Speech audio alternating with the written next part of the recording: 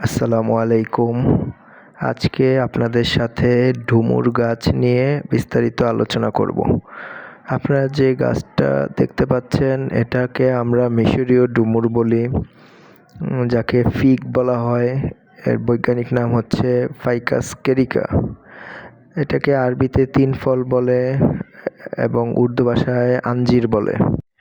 এই ডুমুরটার জাতের স্পেসিফিক নাম আমার জানা নেই, কিন্তু এটা খুবই ভালো ফলন হয়। খেতে অতটা মিষ্টি না, কিন্তু ফলন অনেক ভালো হয়।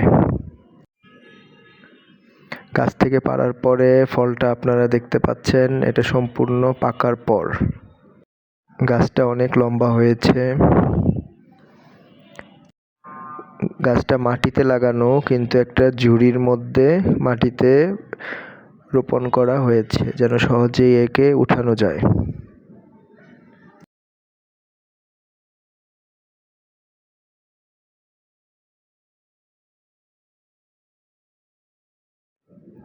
এখন আপনারা একটা গ্রাফটিংয়ের ডাল দেখতে পাচ্ছেন। এটা নতুন জাতের এক জাতের ডুমুর এখানে গ্রাফটিং করা হয়েছে। প্রায় 2 মাস হয়ে গেল গ্রাফটিংয়ের বয়স, এবং আশা করি গ্রাফটিংটা সফল হয়েছে। এখন আপনারা যে চারাটা দেখতে পাচ্ছেন এটা হচ্ছে হলুদ ডুমুর। এটা পাকার পরে হলুদ হয়, ইয়েলো ফিগ। এটাও ডুমুরের একটা জাত। এটাকেও একটা টবে রোপণ করা হবে। এটা নতুন আনা হয়েছে। এখন আপনারা যে গাছটা দেখতে পাচ্ছেন এটা হচ্ছে আমাদের দেশি ডুমুর বা যজ্ঞ ডুমুর। এটাকে ফাইকাস রেসমোসা বৈজ্ঞানিক নাম।